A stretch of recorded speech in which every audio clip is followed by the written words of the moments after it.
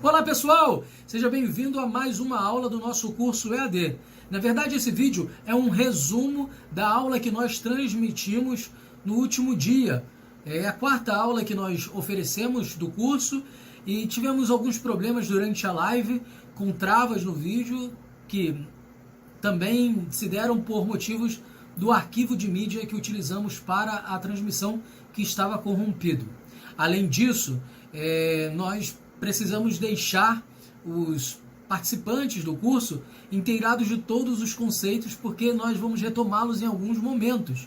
E por isso, durante as travas da transmissão, alguns talvez perderam alguns conceitos chaves que nós trabalhamos. Por isso, para garantir que todos recebam o conteúdo de uma maneira mais organizada e sistemática, fizemos esse resumo da aula número 4 sobre a família e os direitos humanos. Vamos então ao que nós tratamos nessa última aula. Falamos em primeiro lugar dos direitos humanos, né? Aquilo que o constitui como expressão e de uma maneira jurídica, né? É importante a gente primeiro passar algumas definições juristas sobre o que seja direito. Direito é aquilo que implica num dever para alguém. Por justiça, você deve dar ao outro o que é devido. Então, a justiça está relacionada ao direito por isso, porque é a virtude de atribuir a cada um o que lhe pertence, o que se deve a ele. Direito humano é uma evolução daquilo que nós chamamos direitos fundamentais, que se fundamentam nos direitos do homem. Então, nós estamos falando aqui de três expressões diferentes: direitos do homem, direitos fundamentais e direitos humanos. O que seriam os direitos do homem?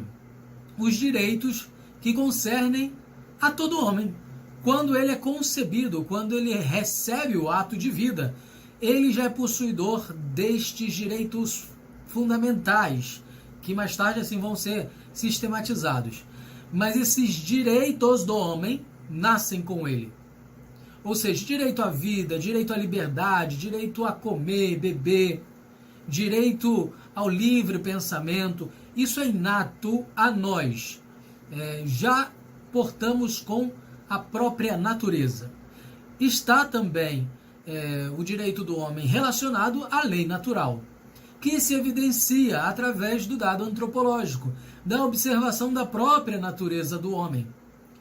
Por isso, a Igreja, quando argumenta sobre a questão da lei natural e do direito do homem, recorre também aos dados antropológicos, principalmente quando está falando para pessoas que não têm a fé.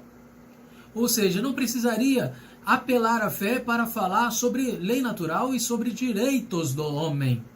É preciso pegar primeiro o dado antropológico para poder fundamentar, inclusive, o discurso religioso, porque assim o torna ainda mais eficaz. É verdade que na revelação divina nós temos a manifestação deste dado antropológico do direito do homem, e nos mandamentos divinos também teremos a compreensão dessa lei natural. Mas a Igreja, ela argumenta em primeiro lugar a partir do dado antropológico quando precisa dialogar com a sociedade e com o mundo em geral. Esse pode ser um método nosso também, porque, por exemplo, numa palestra, num discurso que nós vamos fazer, nós podemos utilizar essa regra para poder atingir um público mais diverso, que esteja ali diante de nós. E depois, sabendo que nós temos pessoas cristãs, pessoas que conhecem a Sagrada Escritura, a revelação divina, nós podemos também fundamentar ainda mais a coisa com aspectos da fé, que acaba enriquecendo e acaba esclarecendo de uma maneira mais plena ainda a questão dos direitos do homem e dos direitos fundamentais e direitos humanos. E o que seriam os direitos fundamentais? Seriam, na verdade, aqueles que são normatizados em sociedade. É o direito positivado. No caso, isso vem a se tornar uma regra. É identificado o direito natural, o direito do homem e depois isso é comunicado coletivamente à sociedade como norma, como regra, como um dever de todos respeitar.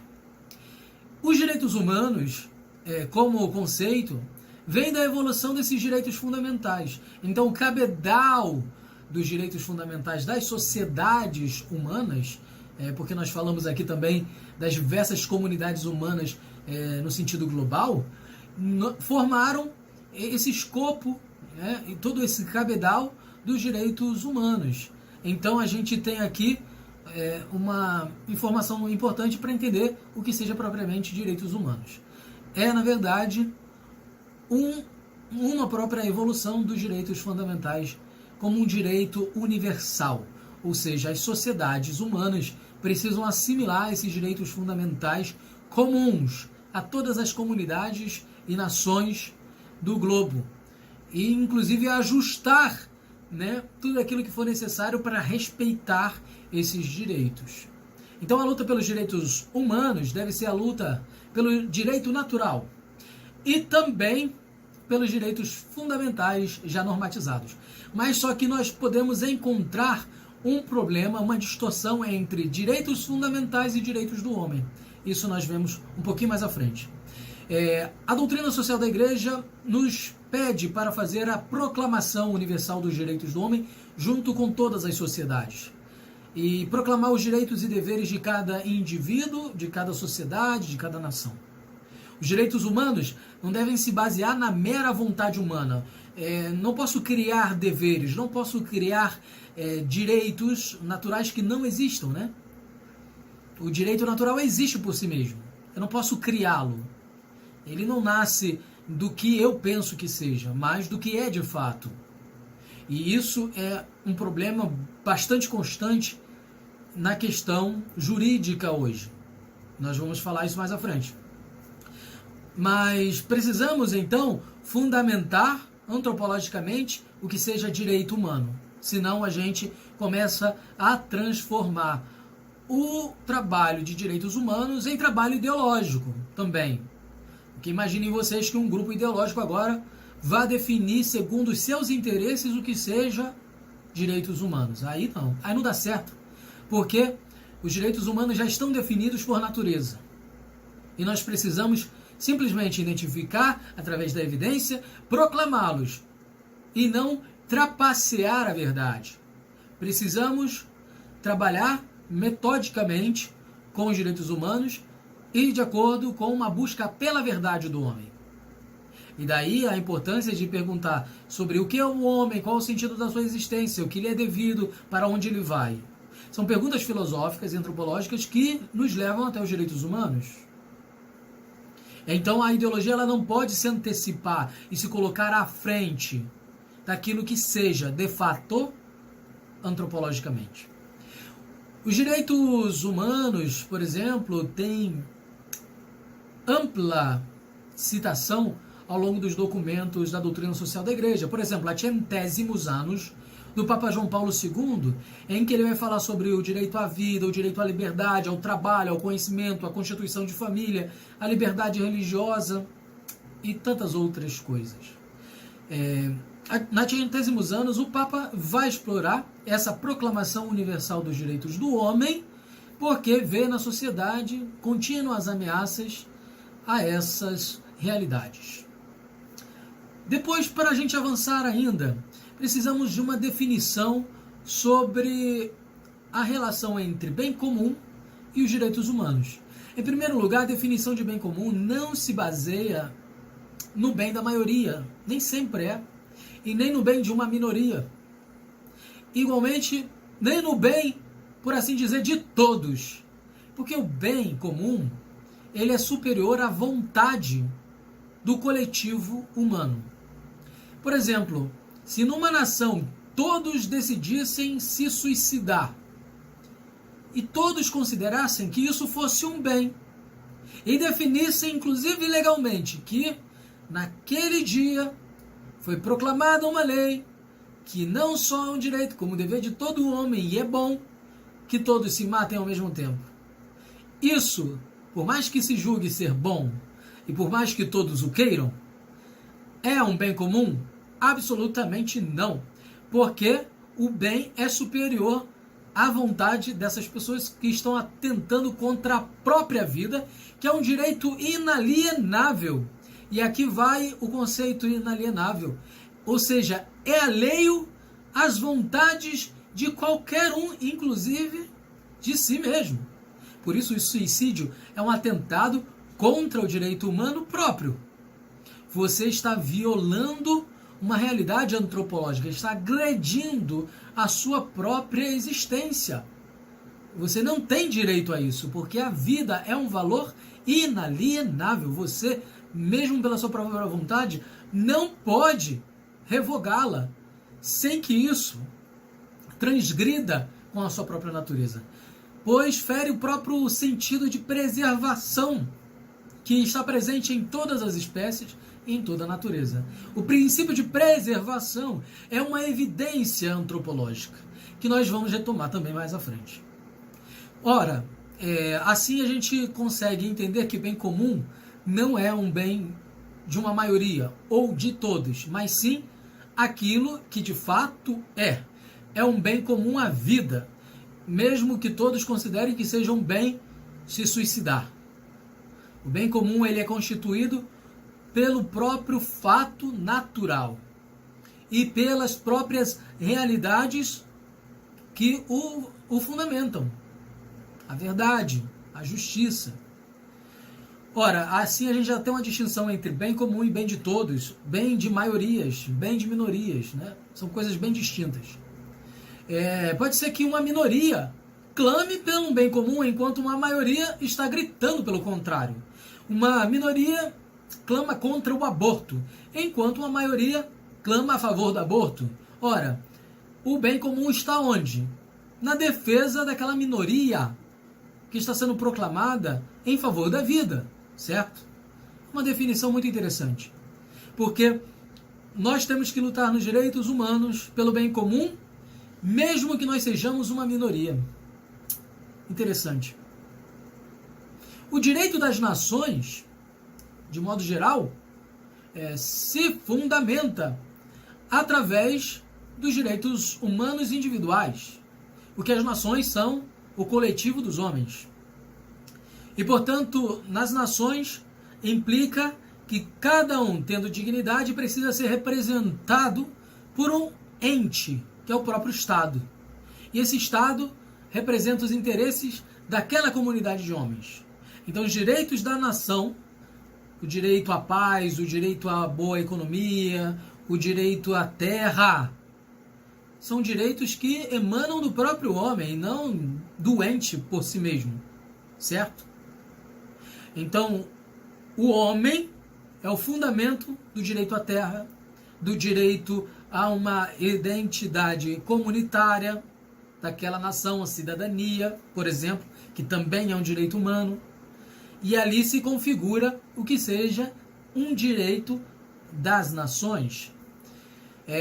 Portanto, a nível internacional isso importa bastante, porque cada nação vai lutar pelos seus direitos e pelos seus interesses, segundo esses direitos, e farão intercâmbio de valores e princípios entre si, entre outras nações, no caso, para que os interesses de uma comunidade humana, de uma nação, seja, portanto, ali defendido.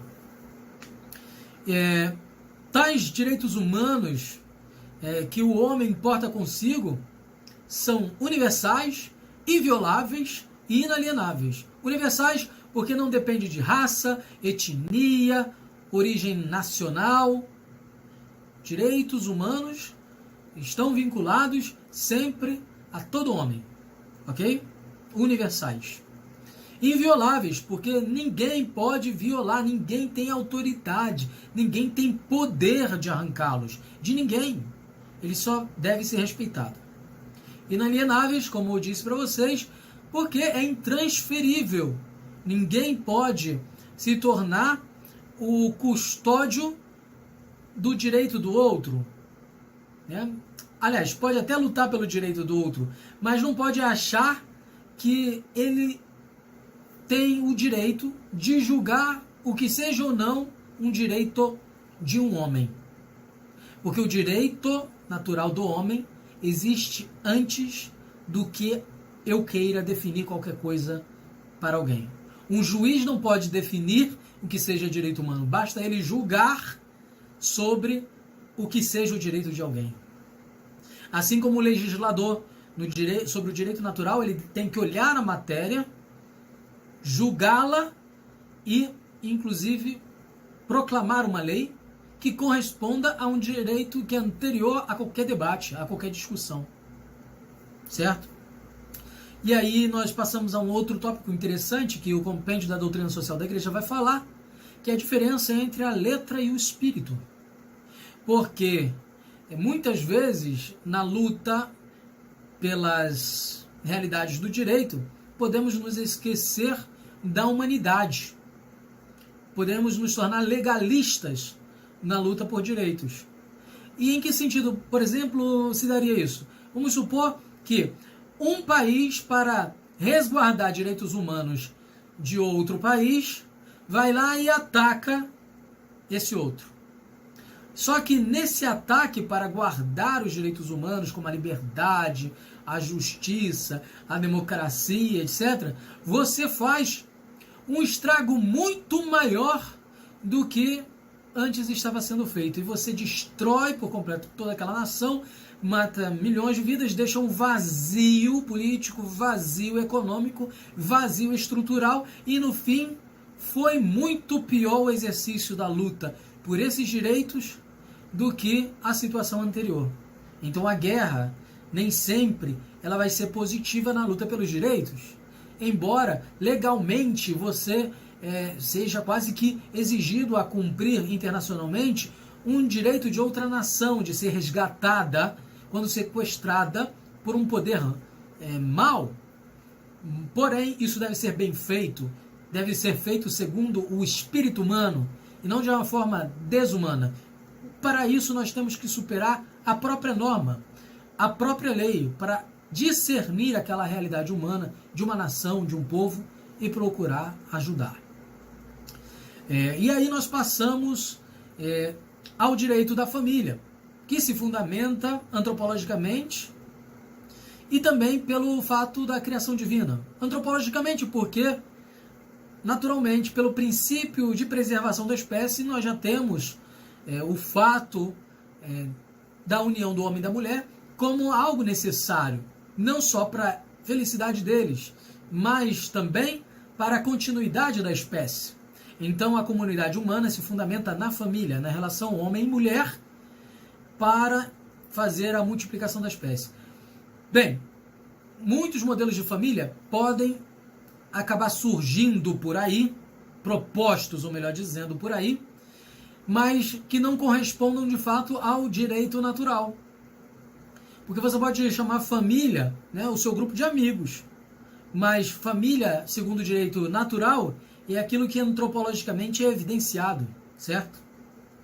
E nós temos uma batalha jurídica hoje em dia sobre esse aspecto, pelo reconhecimento de alguns lares e comunidades humanas que vivem juntas como família, sendo que pelo direito natural, homem e mulher é que constituem a família. Isso está evidenciado pelo próprio dado antropológico. Porque se todos universalmente passassem a viver, por exemplo, uma vida de homossexualidade, a espécie não seria preservada. Seria descontinuada. Depois de algumas décadas, essa espécie humana estaria extinta.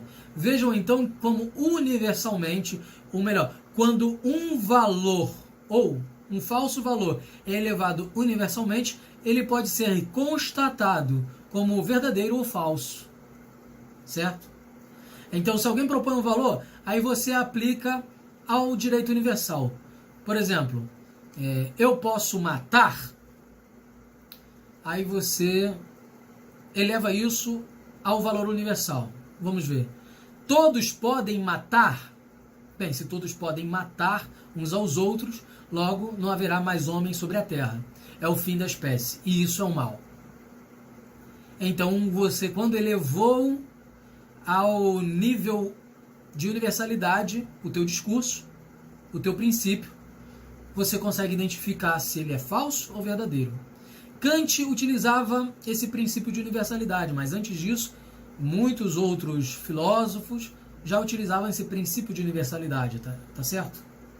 Mas isso fica muito mais claro a partir da filosofia kantiana. Um direito que é perigoso ao mesmo tempo, porque tem uma série de problemas, mas só que alguns conceitos podem ser aproveitáveis, como essa ideia do dever universal. Podemos considerar que uma coisa que não se aplica universalmente pode não se aplicar individualmente. Ah, mas podemos matar por legítima defesa? Todos podem fazer isso na Terra? Pode. Todos podem. Por quê? Porque estão preservando a vida de alguém. Se é legítima defesa, estão preservando a vida e não tolhendo a vida dos outros, por um sentido de destruição humana, mas sim de preservação humana. Já é diferente o registro aqui. Então, esse princípio pode ser elevado universalmente, porque tem um princípio de preservação da vida aqui. Justo? Avancemos. Então, o direito à família, ele vai se fundamentar também nesse direito universal, né? E nesse dever universal dos homens de multiplicar a espécie, de consolidá-la e ao mesmo tempo de corresponderem à sua própria existência, ao sentido do homem, ao sentido da mulher numa vida de família. E todo homem tem direito a constituir família. Há também educar os filhos. Isso nós vamos aprofundar já. Mas antes, uma coisa importante. A família, ela foi constituída por Deus. Para nós que somos católicos, cristãos, isso é fundamental de saber. No Gênesis, nós temos a constituição da família. Deus os fez homem e mulher e os ordenou a multiplicarem-se e viverem juntos para a própria felicidade. Deus constituiu um modelo de família e pediu para que esse modelo fosse replicado, porque é aquilo que ele deseja. A revelação divina, então, vai corroborar para o modelo de família e para o direito natural. Então podemos utilizar Gênesis também como a referência de tudo isso e depois toda a Escritura como uma base também teológica desta antropologia cristã. E aí nós passamos o direito aos filhos e à educação, porque os pais têm o direito de educar os filhos de acordo com seus valores e princípios. É claro que os pais não podem educar os filhos para o crime, porque eles seriam aliciadores de menores. Mas eles podem educar para o bem, para a verdade, para a justiça, segundo aquilo que a sua comunidade humana, que habita dentro de 4 muros, deve, segundo eles, aprender. Aquela família deve portar como valor, certo? Então, o direito dos pais de educar os filhos é um direito também inalienável, inviolável e também universal. É importante saber disso, porque as ideologias vão muitas vezes querer tomar os jovens, os adolescentes, as crianças, dos pais, para fazer a sua própria educação, segundo os seus interesses, segundo os seus falsos valores. Por exemplo, a ideologia nazista tomou a juventude, assim chamada hitlerista, para poder educá-la e condicioná-la a uma ação política e ideológica, econômica e militar, e assim ter uma nova geração garantida no poder nazista. Ora, muitos jovens se perderam e foram corrompidos no caráter por essa juventude hitlerista. Outros depois foram libertos. E quantos pais perderam seus filhos naquela ocasião? Seus filhos foram sequestrados pelo Estado e por uma ideologia. Não muito diferente da ideologia de gênero, né? Só que muito mais sutil, sorrateira, que entra nas nossas casas através da internet, através da escola, através de livros, de jogos, de filmes, etc. Ou seja, a ideologia do gênero é uma forma de sequestrar os filhos. E os pais têm direito e também têm o dever de proteger os seus filhos dessas ameaças ideológicas. Ora, então, na luta pelos direitos humanos, temos que lutar pelo direito que os pais têm de educar os seus filhos contra toda ideologia. A família é o fundamento humano e espiritual da sociedade, é a célula viva da sociedade, como dizia o Papa João Paulo II. E nós vemos que a família, desde o século XX, vem sofrendo ataques continuados e vem sofrendo danos até irreparáveis na humanidade.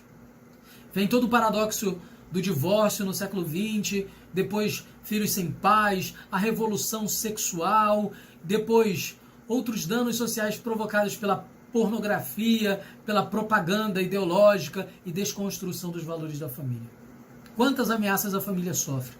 E quantos direitos humanos estão sendo violados por causa das ideologias? Precisamos, portanto, nos comprometer como cidadãos e como cristãos contra toda ideologia nefasta que nos afasta dos direitos humanos, dos direitos do homem, dos direitos fundamentais que todo pai e toda mãe